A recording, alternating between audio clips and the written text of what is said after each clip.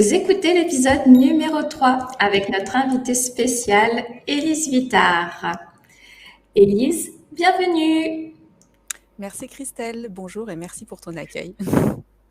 Avec plaisir. Pour commencer, pour se mettre dans le bain, j'aime bien poser une question qui est un peu une prise de température. Mais en réalité, il s'agit plus d'une prise de confiance. Alors, sur une échelle de 1 à 10, quel est ton niveau de confiance en toi, là, maintenant? Entre 5 et 6, on va dire. Et dans la vie en général? Dans la vie, je dirais 8, à peu près. Ah, c'est ce qui compte, c'est le meilleur. Alors, pour continuer à faire plus ample connaissance avec toi, Élise, je vais commencer par te poser des petites questions sous forme de portrait chinois. Alors, si tu étais un élément, Ah, entre l'eau et le feu, je sais pas. De l'eau tiède peut-être. J'en sais rien. si tu étais une pièce de la maison, La cuisine. si tu étais un dessin animé, Jace et les conquérants de la lumière, sans hésiter. super. Si tu étais une mauvaise habitude,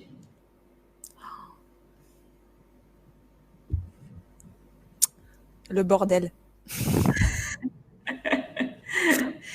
si tu étais un paysage, La mer. si tu étais un sport, La danse. si tu étais un animal, Un chat. et pour finir, si tu étais un livre. Un livre. Il y en a beaucoup. Antigone de Anouilh. Alors, maintenant qu'on a appris à te connaître au travers de ce portrait chinois, est-ce que tu peux nous en dire un peu plus sur toi et sur ce que tu fais dans la vie? Ouais, donc je m'appelle Élise, j'habite en région parisienne et au bord de l'eau. Et je suis coach de vie depuis 4-5 ans et je me concentre plus particulièrement sur le thème de l'amour au sens large, amour de soi, reprise de confiance en soi, estime de soi, tout ça. Amour de l'autre, l'autre avec un grand A, relation amicale, familiale, relation amoureuse. Et je propose aussi de la thérapie de couple. Voilà, donc tout ce qui est autour de l'amour en général, puisque c'est ce qui est au centre de la vie, je pense. Et j'écris aussi, j'adore raconter des histoires. J'ai écrit plusieurs livres et là, je suis en train de terminer une pièce de théâtre. Voilà. Waouh, super! Et pourquoi fais-tu tout ça? Parce que ça me plaît. C'est la seule raison valable à mes yeux. J'ai envie, je fais. J'ai pas envie, je fais pas. Et puis, ça me plaît de me dire que si par mes petites créations, mes accompagnements, si je peux alléger la vie des gens par petites touches, et ben c'est chouette quoi. Je pense qu'on a tous sa part à faire dans ce monde. Et c'est mieux de contribuer par un fil qui nous parle. Et moi, le fil qui me parle le plus, c'est l'amour et raconter des histoires. Voilà. Et si tu avais un mantra ou quelque chose justement que tu te répètes souvent là-dessus, ça serait quoi? J'en ai beaucoup, parce que j'ai beaucoup de phrases importantes qui me guident en fonction de ce dont j'ai besoin. Mais dernièrement, je me suis fait tatouer mon premier tatouage. C'est un grand pas. C'est une phrase de Samuel Ben-Chetrit qui est un vrai challenge de vie, je trouve. C'est « élève ton cœur et n'abaisse pas ta pensée ». Et je trouve que c'est une manière d'être au monde qui est à la fois dans l'ouverture et l'élégance. Et je crois que c'est le plus beau challenge de la vie, en tout cas en ce qui me concerne. Élever son cœur et ne pas abaisser sa pensée. Et c'est très difficile. Merci beaucoup pour ce partage. Euh, pour continuer un peu sur la découverte de ta personnalité, Élise, la Élise d'aujourd'hui, de la Élise d'aujourd'hui à la Élise de quand elle avait 8 ans, qu'est-ce qui s'est passé et quels sont les événements marquants de ta vie qui ont eu un rôle en fait dans ta prise de confiance en général dans tous les domaines de ta vie? Alors, à 8 ans, à l'âge de 8-9 ans, mon père est parti, mes parents ont divorcé, voilà, pour des raisons que maintenant je comprends. Mais ça a été très compliqué pour moi à vivre. Je suis rentrée un soir, j'étais partie avec ma mère faire des courses et je suis rentrée, mon père était juste parti. Pouf, il était parti. J'avais juste une lettre que j'ai encore, voilà. Et après, voilà, j'ai décidé de quitter ma mère et mon beau-père à l'âge de 14 ans parce que j'étais pas bien avec eux. Je suis arrivée en Île-de-France, donc ça a été un gros choc quand tu viens du fin fond de la Normandie, d'un petit bled où tout le monde sait la vie de tout le monde. Et puis voilà, j'ai vécu avec eux. Et puis après, en fait, j'ai vécu plusieurs ruptures de vie. Après ça, j'ai emménagé avec le père de mon fils, enfin qui est devenu le père de mon fils. On est restés 10 ans ensemble. J'ai rompu, je suis partie toute seule avec mon fils. Ça a été assez compliqué parce que tout le monde était contre cette rupture. Mais enfin, je fais bien ce que je veux de toute façon. Donc voilà. Et j'ai rencontré mon ex-mari, enfin celui avec qui je me suis mariée, et la fin de notre histoire s'est révélée assez catastrophique, catastrophique, on dirait un personnage d'Astérix, catastrophique et usante. Et ça a été grosse rupture de vie, de mes croyances, et c'est un épisode qui m'a fait beaucoup prendre confiance en mes capacités parce que c'était vraiment une montagne énorme à surmonter avec beaucoup de pression, et j'y suis arrivée mais pas toute seule. Donc voilà, c'est là que j'ai appris que tout est possible si on a une bonne équipe aussi derrière soi, parce que seul, parfois, c'est trop complexe. Et la confiance en soi, ça vient forcément avec les victoires sur la vie et les grandes ruptures de vie, les grands chocs. Mais ça vient aussi grâce aux autres qui vous aident et qui croient en vous. Ah oui, et puis aussi, dans l'intervalle de tout ça, mon père est mort 2 semaines après mon mariage, et ça a été aussi un peu complexe. Mais bon, voilà. Mais finalement, de tout ça, j'en fais des bouquins. Je raconte en fait pour partager, parce que je me dis si ça peut parler à une personne, c'est bien quoi. Parce que je crois que, en tout cas moi, quand on me partage des histoires de vie, lorsque je lis des livres et tout, s'il y a quelque chose qui me fait écho, ça m'aide à avancer. Donc voilà. Donc beaucoup de départs, de nouveaux départs. Ouais, j'ai pas arrêté de partir.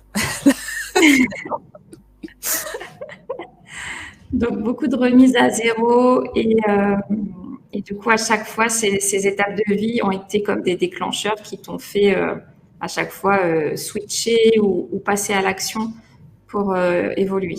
C'est bien ça? Exactement, exactement. Si je ne suis pas bien, je mets du temps à comprendre quand même.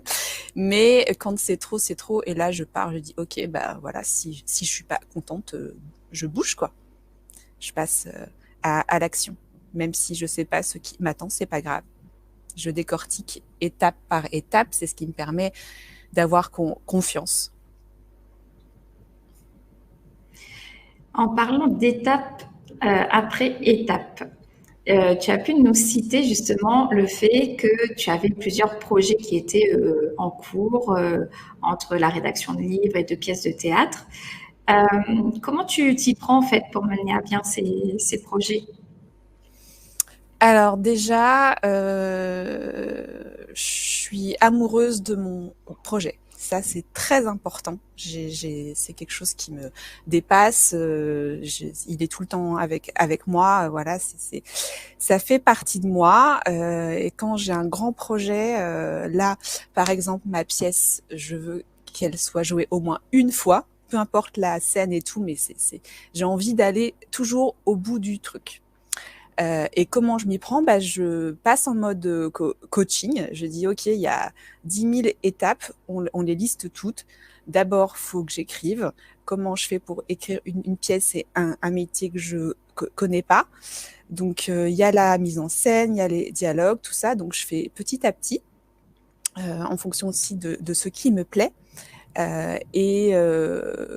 C'est comme ça que je valide chaque étape. OK, j'ai écrit la pièce, bah maintenant, l'étape d'après, c'est de la faire relire par des lecteurs tests, de me faire coacher aussi pour voilà, pour avoir un le meilleur manuscrit possible qui impactera au mieux les gens, puisque je le fais pas que pour moi, je le fais aussi pour les autres. Donc c'est toutes ces petites étapes là. Après, je vais faire un mailing à tous les producteurs, réalisateurs que j'admire le plus et je vais dire salut, tu me connais pas, mais c'est pas grave, je suis fan, j'ai écrit une pièce, est-ce que tu as envie de la lire? Oui, non, tu coches la case quoi, et puis on se voit ou pas. Voilà. Et, finalement, toutes ces étapes, ça me rassure parce que chaque fois que j'en ai validé une, je me dis ah ça c'est fait, ça prouve que je peux le faire. Parce que et j'ai pas peur puisque la peur c'est quelque chose. Si j'ai pas de preuve que ça marche pas, du coup la peur ça n'existe pas. Elle n'est fondée sur rien. Donc comme j'ai pas de preuve, vu que le projet est en cours, forcément il y a toutes les chances que ça marche. Je préfère le prendre comme ça. Et si jamais j'ai des doutes, je vois plutôt les doutes comme une ouverture. Je me dis, attends, si tu as peur que ce soit pas assez bien, si tu doutes, peut-être que ça veut dire que ton propos n'est pas assez juste, qu'il faut que tu ailles un petit peu plus loin dans ce que tu fais. Peut-être que ce serait mieux dit comme ça. Et puis les gens aussi m'aident beaucoup.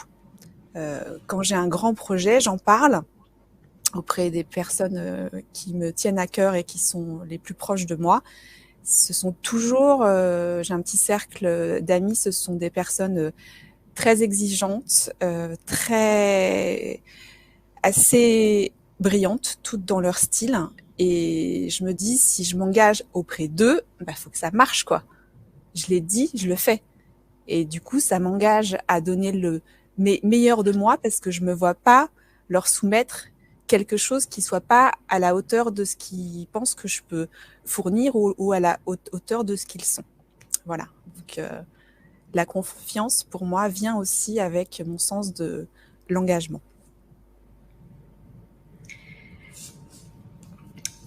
Et enfin, justement, quand là tu lances des projets qui sont à terme censés être diffusés au grand public et joués par plusieurs personnes, du coup, ça reste pas juste à toi, ça va être dispatché, j'ai envie de dire, diffusé.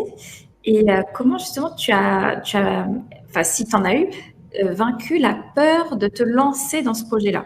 Vraiment, pour démarrer, te dire que j'y vais. Est-ce que tu as eu une peur et si oui, comment tu as fait pour la surpasser? Bah, en fait, j'ai pas eu de peur parce que j'ai pas peur de mes rêves et je la vois sur scène. Donc, en fin de compte, comme c'est quelque chose que j'ai envie de faire, ça me fait pas peur. Et puis, comme je m'entoure de gens de confiance, je ne suis pas seule et ça me fait pas peur. C'est voilà. Je pense que être soutenue par des gens qui croient en moi et moi je crois dans le projet. Donc, si on croit tous en quelque chose, en fin de compte, si on croit tous en quelque chose de positif, si moi je crois à fond dans le projet et si les gens croient en moi, la peur, elle n'existe pas. Et puis au pire, ça marche pas. Et puis c'est pas grave. C'est voilà. Et tu parles notamment de s'entourer. Comment tu t'entoures, avec qui et comment tu procèdes? Comment je procède, c'est des amis que j'ai de longue date, depuis une vingtaine d'années. On se voit pas souvent, mais régulièrement quand même. En tout cas, on est en contact et l'amitié est très forte. C'est des gens qui me connaissent par cœur, même mieux que moi. Et je sais que si je leur demande quelque chose qui me tient à cœur, ils le feront. Et puis, je m'entoure aussi de personnes que j'admire, où je sais qu'ils auront des compétences que moi je n'ai pas et qui sauront me dire ce que tu as fait là, c'est naze, tu recommences parce que tu vaux mieux que ça, mais sans que je le prenne mal. Et voilà. Et je dirais, c'est une question d'alchimie avec les personnes. Donc, en gros, bien s'entourer de personnes de confiance et qui te connaissent Oui, et, euh, et avec lesquelles tu as des liens assez forts. ouais, et qui sauront me dire les choses aussi. Et si tu dois être amené à travailler avec des personnes que tu ne connais pas forcément, mais parce que tu en as besoin pour le développement de ton projet, comment tu entres en contact avec ces personnes et comment tu tisses le lien? J'entre en contact de manière assez simple. Je suis assez directe comme fille et donc soit là, par exemple pour les réalisateurs, les producteurs ou voilà, trouver une salle, je vais écrire des emails, je vais appeler, je vais aller voir les salles, je vais dire salut, tu me connais pas, mais je propose ça. Est-ce que ça parle de ça? Est-ce que on peut en parler plus ou pas? Parce que moi là, j'ai besoin d'aide de manière assez directe et simple. Euh, voilà. Et après, si je vois que la personne a les compétences, mais que le feeling passe pas, ben, je me dis le plus important c'est le projet, c'est pas moi. Et si ça sert le projet, je trouverai toujours une manière de m'adapter au fonctionnement de la personne pour que le projet se fasse. Parce que c'est ça qui compte le plus, en fait. C'est pas moi. C'est voilà, c'est que la réalisation, c'est que le rêve se fasse. Et je vois ça comme une famille en fait où on choisit pas forcément à Noël qui est autour de la table, mais Noël c'est chouette et chacun a son rôle. Donc si c'est pour que finalement on passe un bon repas, bah voilà, je peux faire le petit effort quoi. Je peux adapter. Donc, au final, ce qui compte, c'est vraiment le résultat, donc l'aboutissement du projet, C'est plutôt ça. que ta propre personne. Oui, oui. Ça me dépasse en fait quand j'ai des envies, des fulgurances, des choses qui me viennent, et ça devient assez obsessionnel. Il faut absolument que je les fasse. Et en fin de compte, c'est comme si je m'appartenais parfois plus, quoi. Le truc doit se faire, point, quoi. Donc parfois, je réfléchis même pas, je fais. Et puis, je vois bien ce qui se passe. Et à ce sujet, j'ai une question d'une auditrice qui est la suivante. Comment structurer une intuition très forte et souvent pertinente pour qu'elle revienne renforcer la confiance en soi? Alors, la structure, à la base, c'est pas mon fort. Euh, comment structurer une intuition très forte? Je dirais, j'ai appris qu'il fallait d'abord la vivre, être traversé par le truc complètement, et voilà. Et après, se dire bon, j'ai ça, j'ai cette intuition là, euh, sur quoi je vais me baser pour la réaliser? Eh bien, justement, je vais décortiquer là encore étape par étape. Je sens que c'est ce qu'il faut que je fasse, mais sentir, ça suffit pas. Faut aussi agir. Donc, comment faire pour aller du point A jusqu'au point B si c'est mon intuition qui me guide? Ben, si, par exemple, je sens que je dois quitter mon travail parce que On m'a démarché pour tel poste qui me plaît plus. Comment je vais faire?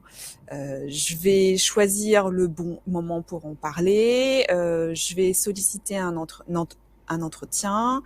Je vais m'assurer que de l'autre côté ça fonctionne bien. Voilà, étape par étape. En fait, la structure et le matériel. En fait, le cerveau n'empêche pas ce qui vient du cœur et de l'intuition. Le cerveau, la réflexion, c'est ce qui permet de mettre en place ce qui nous traverse. Parce que sinon, ça fait que nous traverser, et si on n'en fait rien, l'intuition est là, mais on en fait quoi. Donc, et c'est comme ça, encore une fois, étape par étape, on récolte des petites pièces, des petites preuves qu'on met finalement, enfin, comme moi, j'appelle ça mettre des pièces dans le tronc de la confiance, et petit à petit, le tronc de la confiance est de plus en plus gros, et donc, voilà, on a un trésor à embarquer avec nous, quoi. Et c'est comme ça que je procède.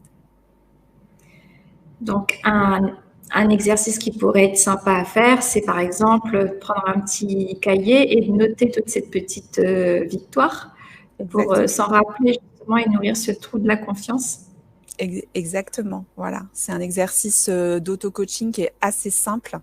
Et à la fin, on sort la liste et on dit « Waouh, j'ai fait ça, quoi ». Donc, ça prouve que, 1, mon intuition était bonne, 2, que je peux le faire, 3, ok, la liste peut être longue comme ça, mais c'est pas grave, on suit le chemin et ça fonctionnera.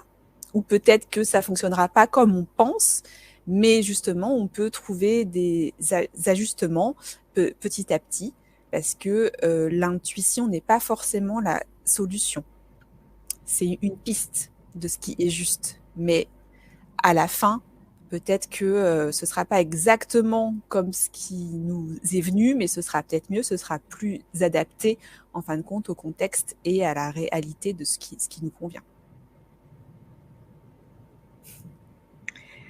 Et justement, est-ce que tu aurais un jeu, une pratique ludique ou un exercice de coaching pour conseiller nos auditrices justement pour les aider à gagner en confiance ou à se dépasser et à passer à l'action? Oui, il y a des petits défis qu'on peut se lancer tous les jours. Quand quelque chose nous impressionne, se dire si j'arrive à faire tel truc, je m'offre une glace. Voilà, faut trouver, je pense, un cadeau, une source de motivation, une récompense. Par exemple, là, le défi mini défi là que j'ai, c'est d'aller voir mon voisin dessus que je connais pas, qui est un peu un fantôme et qui n'aime pas les chats, et moi j'ai 2 chats et je vais bientôt les faire sortir, et je veux être sûre que c'est ok avec lui et qu'il les embête pas et tout ça, machin, et voilà. Et donc il va falloir que j'aille le voir et que je lui dise je vais faire sortir mes chats, mais en gros vous me faites peur. je veux être sûre que tout se passera bien, quoi. Voilà, ça peut sembler assez futile, mais quand on a des animaux de compagnie auxquels on tient et qu'on a un voisin un peu spécial, c'est important. Et à la fin, si ça marche, je me dis que on pourrait prendre un apéro et puis faire connaissance, quoi. Voilà. Et ce sera ça la récompense, qu'on arrive à briser la glace. Ce serait bien. Très bien. Et donc, se donner des défis au quotidien sur des petites choses qu'on a envie de réaliser, de mettre en place. Et si je reprends ce que tu nous expliquais en début d'interview, de procéder étape par étape, donc de décortiquer, au lieu que ça soit une grosse masse, on décortique en petites étapes et on fait de ces petites étapes des défis, des challenges quotidiens avec récompense. Exactement. Pour moi, la récompense, c'est important. Ça peut être un compliment que l'on reçoit de quelqu'un, quelque chose que l'on s'offre, ou juste la satisfaction, enfin être fier de soi. Ça aussi, c'est une récompense qui Moi, en par exemple, je fais, ouais. oui, moi, par exemple, je fais la danse de la victoire. Très bien, Voilà. super. Chacun sa danse. Ouais, Voilà, un petit truc pour baisser la pression. c'est important. Et donc, tu nous disais que tant que tu n'as pas de preuve que ça ne fonctionne pas, que ça ne marche pas ce que tu es en train de faire, eh ben, tu gardes le cap, tu gardes confiance en toi et tu continues à réaliser ton projet jusqu'au bout. Mhm. Est-ce que tu peux nous donner des exemples de quelles sont ces petites preuves pour toi de confiance et qui font que tout marche dans ton projet? Je dirais, il y a la fluidité. Quand tu te lances dans un projet et que tu vois que les 10 000 étapes, les 10 000 cases que tu as cochées, en fin de compte, tout se passe bien. Tu fais les bonnes rencontres, ton projet est bien accueilli, c'est fluide, c'est simple, ça coule de source, pouf, tu rencontres quelqu'un, il te dit la chose qu'il faut que tu entendes pour te donner confiance, il te donne le conseil qui te manque pour avancer. Ça, pour moi, ce sont des preuves que on est sur la bonne voie.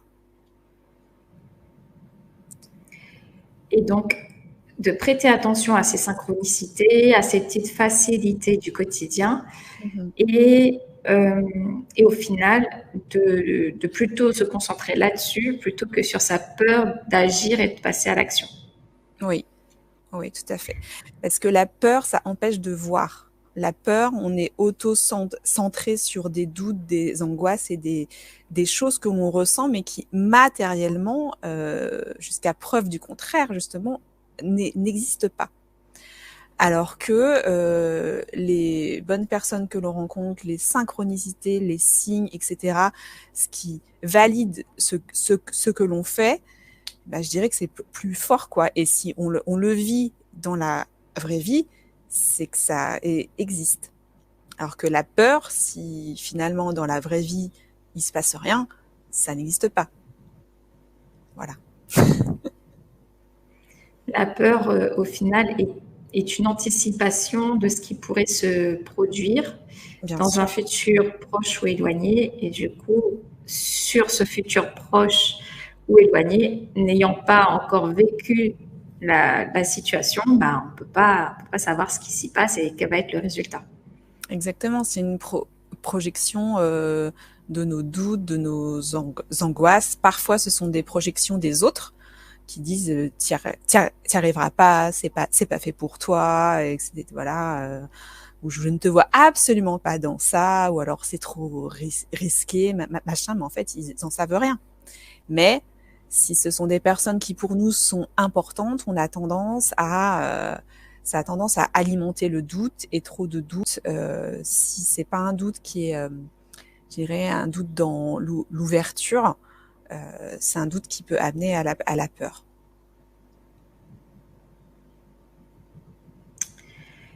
Et pour switcher sur un autre sujet, euh, j'ai eu la chance de lire et de découvrir ton livre Graines d'amour Merci. qui a voyagé Je jusqu'à suis chez très moi. fière qu'il soit allé aussi loin, c'est trop cool. Et, j'aborde le terme de ton sujet parce que justement, je trouve que tu abordes beaucoup de choses dans ton livre et qui peut permettre aux auditrices qui nous écoutent de mieux voir en fait la palette d'actions sur laquelle tu proposes ton aide et ton accompagnement. Et, euh, et à ce sujet, en fait, j'aurais voulu connaître un peu quelle a été en fait ta motivation première à la rédaction de ce livre. Alors là aussi, c'est une fulgurance. J'ai rêvé d'une scène, puisque tu l'as lu, j'ai rêvé du chapitre 14, une nuit. Et donc très sympa ce chapitre 14. Et le lendemain matin, je me lève et je me dis, il y a un truc à faire autour, parce que c'était un rêve très très net. Et du coup, on était pendant le confinement, le premier, et je me suis dit, il y a un truc à faire autour du couple, de la passion, mais des écueils, voilà. Et comme je vivais aussi des moments compliqués dans mon couple, je me suis dit, et écrire, c'est d'abord travailler sur soi et comprendre des trucs. Donc, autant broder, tisser une histoire autour de cette scène qui était forte. C'est comme ça que c'est venu. Et tout le propos du livre, c'est comment mieux s'aimer soi pour mieux aimer l'autre. Puisque l'autre n'est pas là pour réparer nos failles. Il est forcément un soutien, ça nous fait du bien, mais c'est à nous de travailler, quoi. Ça va pas se faire... l'autre n'est pas notre infirmier, notre psy, voilà.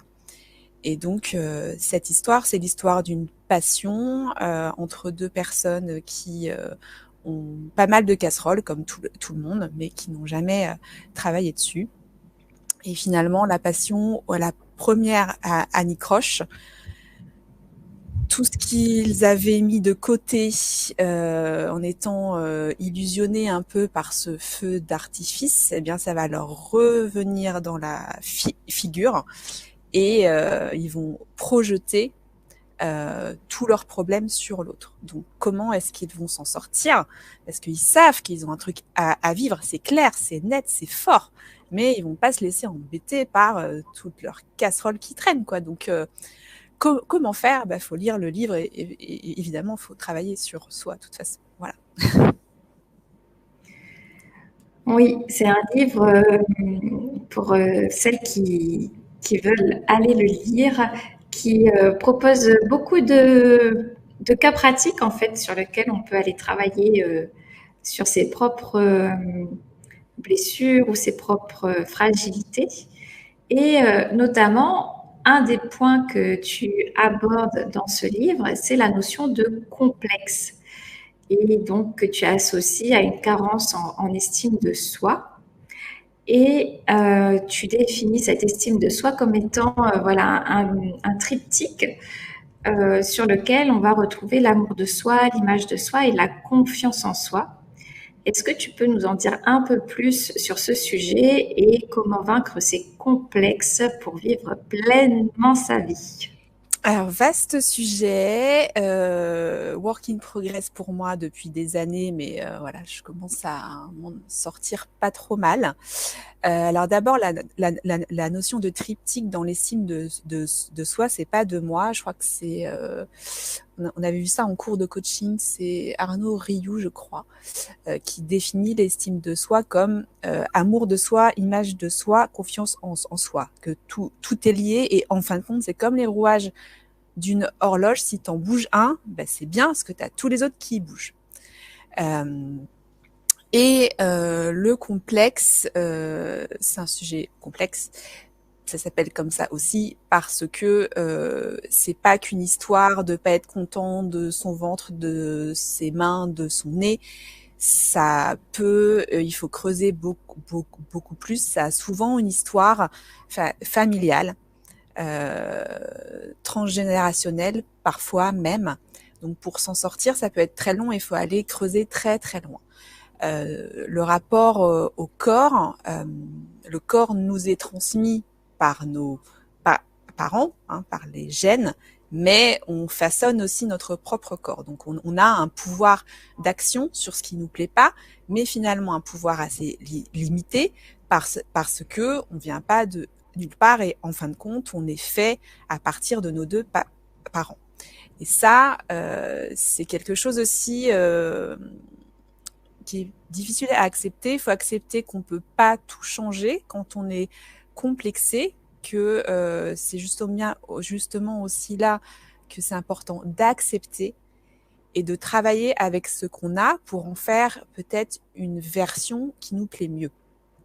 Par exemple, dans mon roman, Elvire, elle est complexée par ses hanches. C'est un truc de dingue. Il semble qu'elles font 30 kilomètres. Elle arrive pas à se fringuer. Dans sa vie intime, c'est compliqué et tout. Mais elle est l'une des seules à avoir ça, à se voir comme ça. Et pourquoi aussi? Parce que dans son enfance, elle a eu des humiliations, des blessures, des moqueries. En fin de compte, les autres peuvent être à la fois un soutien comme une source de faille. Ils peuvent ajouter du sel sur ce qui nous fait mal. Et pour s'en sortir, faut d'abord, je pense, accepter d'aller explorer son passé avec un accompagnement individuel. Il y a des thérapeutes qui sont spécialisés dans l'estime de soi, l'image de soi, mais faut d'abord comprendre pourquoi on est complexé avant de pouvoir agir sur son complexe et s'accepter. Et c'est un chemin qui est très long. Il y a beaucoup d'outils maintenant qui existent. Moi, là, je suis en train de finir de me former à la photothérapie et l'art-thérapie parce que ça m'a fait beaucoup de bien de relier, en fait, après être passée par la case psy, d'agir dans le concret par l'art autour du corps et la photothérapie, c'est accepter l'image que l'on a de son propre corps. Quand quelqu'un nous prend en photo ou quand on se prend en photo soi, en fin de compte, on choisit pas, enfin, le regard va être forcément différent.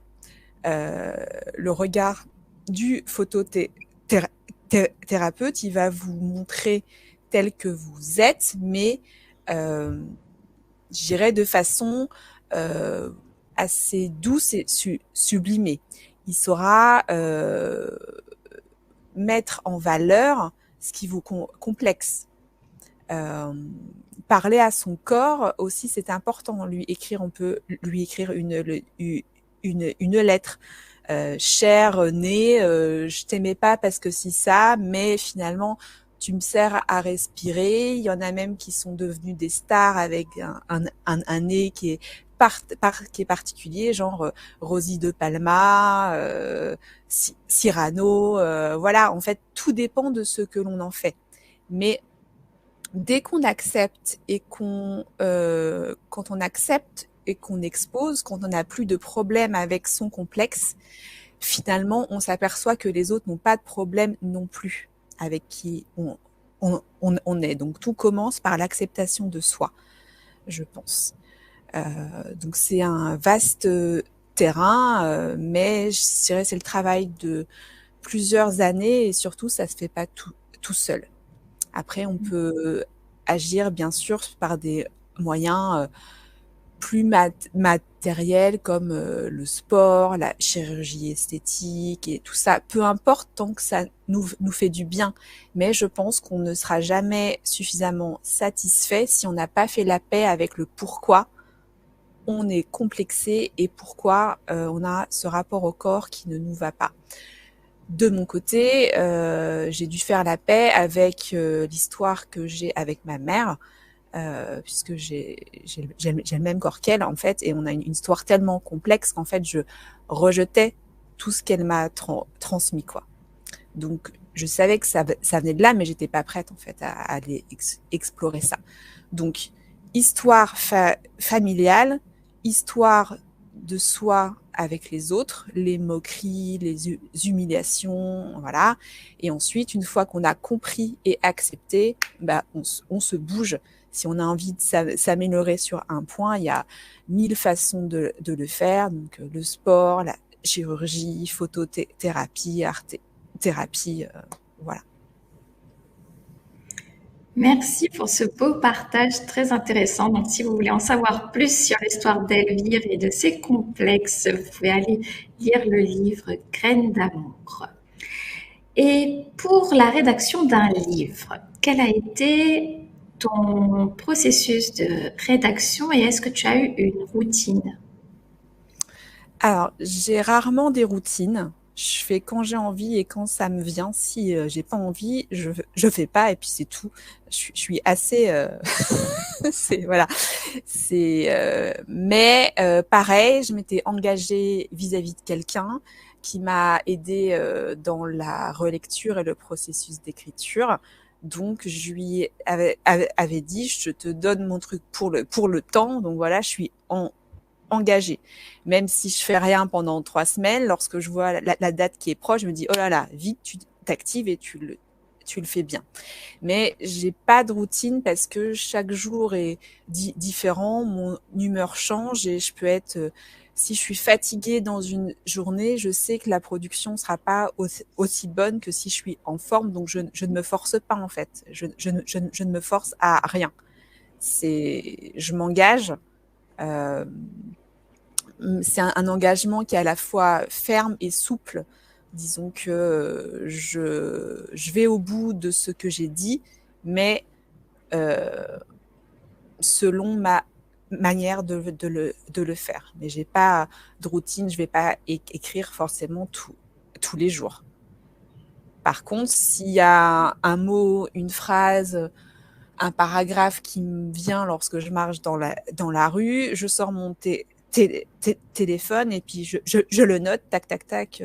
Voilà, c'est quand ça me vient, en fait. Donc, à l'inspiration, tu as toujours ton téléphone ou de quoi noter sur toi pour capter Exactement. cette inspiration. Et Google après, Keep est mon meilleur ami, tu vois. ok. Et après, tu retranscris tout ça pour faire un contenu plus dense. Exactement. Et même si les routines ne sont pas ton truc, as-tu une journée type ou une semaine type en tant que coach de vie? Oui, alors j'en ai forcément une parce que je partage mon métier de cœur, donc avec un métier alimentaire pour compléter. Donc forcément, il y a des jours où je suis à mon travail alimentaire, mais ce qui m'empêche pas de créer en même temps. Quand les tâches ne requièrent pas une attention folle, je fais autre chose dans ma tête, quoi. Euh, mais voilà, en tant que coach de vie, j'ai des jours où je reçois de manière assez fixe. Je ne reçois jamais plus que mon maximum, c'est 3 personnes par jour parce que je sais que ça me prend beaucoup d'énergie. Je suis vraiment avec la personne et parfois, quand j'en ai marre d'écouter les gens, c'est que ça va pas, quoi, en fait. C'est que, voilà, je sature trop. Donc, j'ai envie d'être vraiment, de fournir un accompagnement de qualité. Donc, je préfère en faire moins, mais le faire mieux. Et puis je fais du sport tous les jours, enfin du sport, je cours pas le marathon, mais je marche tous les jours, au moins 1 heure. Sinon, je vais à la danse toutes les semaines, 2 heures par semaine. Et je fais de la danse moi aussi toute seule, tous les jours. Et puis je m'évade aussi en faisant je fais de la cuisine aussi tous les jours. Tout ça, ça m'aide à me détendre et à laisser de l'espace au ressourcement en fait et justement à la créativité. Si j'ai pas des temps de pause où mon cerveau se déconnecte, bah après il y a plus rien qui sort en fait de créatif ou d'écoute à l'autre. J'ai vraiment besoin d'activités qui me ressourcent et où je suis seule en fait. Et puis, j'aime aussi beaucoup sortir. Donc, je déjeune ou je bois un verre avec quelqu'un que j'aime beaucoup, au moins toutes les semaines. Et ça me fait du bien, quoi. Voilà, ça me met dans la vie. Donc, du plaisir, du travail et des activités qui me font du bien. C'est une semaine type. Donc, que du plaisir, s'amuser, se détendre et laisser l'inspiration, la créativité venir. Oui, ce qui n'empêche pas le travail. Le fun, ça n'empêche pas le fond, mais j'ai besoin du fun pour travailler le fond. On l'oublie souvent, on est souvent trop sérieux à se mettre dans des cadres, justement, alors que de prendre du temps pour soi, d'aller marcher, de se détendre, et ben tout ça permet de laisser aller la créativité, de trouver des idées, de se ressourcer. Et au final, même si on a entre guillemets loisir, enfin voilà, rien fait pendant toute une matinée, on peut être après hyper productif en 1 heure et tout accomplir. Donc c'est un parti pris sur lequel il est possible qu'on ait du boulot à faire pour lâcher prise. Mais en tout cas, ça marche et visiblement, ça marche pour toi. Exactement, et je pense souvent à toi dans un de tes podcasts, pardon, ou webinaires, je ne sais plus. Tu parlais de quand on a une tâche à faire qui nous embête et tout, machin, ben on s'y met tous et on se donne un timing. En 1 demi-heure, c'est fait et après on se récompense. Et ben souvent, je me dis, allez, je fais ça et après, je me récompense, je fais comme elle a dit et ça marche. Et voilà. Plutôt que de tourner autour du truc qui traîne pendant 3 heures, tu dis, bon, allez, voilà. Et ça fonctionne, donc merci. Eh ben, super, je suis contente d'entendre que quelqu'un a suivi ce conseil et qu'en plus ça marche. Donc, merci beaucoup. Et pour les auditrices qui auraient envie d'écrire un livre et qui n'osent pas encore, quel conseil, que ça soit un conseil d'organisation ou un petit coup de pouce, tu pourrais leur donner pour passer à l'action? Je dirais savoir déjà se demander pourquoi est-ce qu'on n'ose pas. Qu'est-ce qui nous freine? Qu'est-ce qui nous bloque? Est-ce que c'est le regard des autres? Alors, est-ce qu'on va écrire pour les autres ou écrire pour soi? Pourquoi est-ce qu'on veut le faire? De quoi est-ce qu'on va parler? Est-ce que c'est un sujet qu'on sent qu'il y a besoin de sortir des trucs, mais on va avoir peur de ce qui sort? Donc, je dirais à analyser le pourquoi et le pour qui et le contexte. Et ça permet déjà de faire du tri. Et ça permet de savoir si on est prêt ou pas. Et si finalement, en décortiquant, ça nous semble pas si fou, eh bien, on peut se lancer d'abord pour soi. Il y a des gens qui disent qu'ils savent pas écrire, mais en fait, ne pas savoir écrire, ça veut dire quoi? S'il s'agit que de fautes d'orthographe, de grammaire, tout ça, c'est pas. Je pense que ce n'est pas un frein, puisqu'il y aura toujours des gens pour aider. Écrire d'abord, c'est vouloir raconter quelque chose. Et je trouve que raconter plutôt que d'écrire, le terme est plus doux et fait moins peur, on nous a toujours raconté des histoires quand on était petit, on raconte sa vie, voilà. Et en fait, peut-être pour les personnes qui sont bloquées, passer par un journal vocal ou voilà, s'enregistrer, parler. Alors ça peut sembler un peu spécial quand on le fait les premières fois, mais en fin de compte, si on est plus à l'aise avec le vocal, raconter comme ça, après il n'y a plus qu'à retranscrire. Donc ça peut être une bonne passerelle quand on a peur de se lancer et que la page blanche fait peur, quoi. Parce que sur une page blanche, il n'y a rien. Donc on dit, il faut que je mette quelque chose, et là, on peut se mettre une pression folle. Alors que si on a envie de raconter, eh ben, on parle, quoi. Et dans la vie, on parle plus qu'on écrit. Donc je pense que c'est plus simple. Mais à chacun de trouver son canal. Et puis, on peut se faire aussi accompagner. il y a des personnes qui sont spécialisées dans justement l'accompagnement à l'écriture, qui sont là pour donner confiance, qui sont là pour structurer ce qu'on a envie de dire. Donc on n'est pas seul. Et si on a envie d'être seul, eh bien on s'achète un journal qui est très beau, avec qui a un beau papier, qui nous fait envie, un stylo qui est chouette, et puis voilà, et on se lance et on le garde pour soi si on n'est pas prêt à le partager. Ce qui compte, c'est que ce soit une activité qui ait du sens et dans laquelle on éprouve du plaisir et que ça fait du bien, et que ça fasse du bien. Pardon. Eh ben, merci pour ce chouette conseil. Moi, je pense qu'il va beaucoup m'aider dans mon projet de rédiger, d'écrire, de raconter un livre. Super, génial.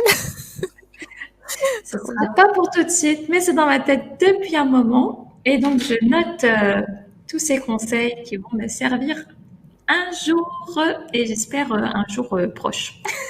Super, eh ben, je suis très contente d'entendre ça. Et oui, et bah, avec plaisir. Et pour juste partager une petite expérience de vie à toutes les personnes qui voudraient écrire un livre et qui n'osent pas, ce qui est typiquement mon cas, tout simplement parce que j'ai été diagnostiquée depuis toute petite dyslexique, que j'ai eu toujours beaucoup de difficultés à écrire, et notamment sans faute d'orthographe et avec des phrases qui se comprennent, qui soient compréhensibles par tout le monde. Et je sais que encore aujourd'hui, malgré mes grands progrès, ça, il faut que je l'admette, j'ai encore cette barrière psychologique de me dire je ne sais pas écrire. Les gens qui vont me lire, ça va être juste la honte pour moi. Et donc voilà, c'est aussi pourquoi je me suis lancé ce challenge, pour défier un peu tout ce passé que j'ai avec l'écriture, et du coup passer au-delà de ça et raconter une histoire, la mienne, et me prouver que je suis capable de le faire. Bien sûr, en tout cas, c'est un projet qui est très beau, et si tu as eu par le passé des preuves que c'était compliqué, tu n'as aucune preuve de ce que ce sera à l'avenir. Donc effectivement, tu as raison de te lancer, c'est super. Donc voilà, je voulais juste partager ce petit point de ma vie, si ça peut parler aux auditrices. Et on arrive quasiment à la fin de cette interview. Et je voulais savoir quelle est la prochaine étape pour Élise. Prochaine étape, faire jouer ma pièce. Ça va être une grosse étape. Et puis, je crois que c'est tout, parce que j'ai eu une année assez remuante. Et voilà, j'ai besoin de reprendre confiance sur d'autres terrains, le terrain de l'amour. Mais pour l'instant, j'ai d'autres choses à faire. Et voilà, je suis pas pressée, mais ce sera une autre étape. Mais pour ça, je pense qu'il faut que je sois libérée de ma pièce et que je vois ce rêve se concrétiser. Et après, voilà, je pense que je pourrais vraiment passer à autre chose. Mais en tout cas, les prochaines étapes, ça va être de continuer à faire ce que je veux quand je veux. Et voilà. C'est un très beau projet. Et la dernière question, c'est la question girly.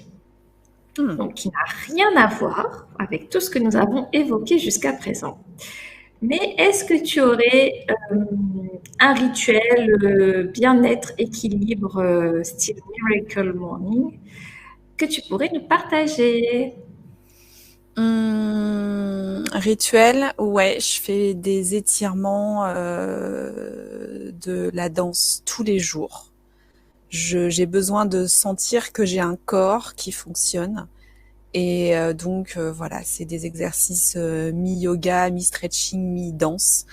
Une demi-heure sur des musiques qui me font du bien et voilà, ça c'est essentiel.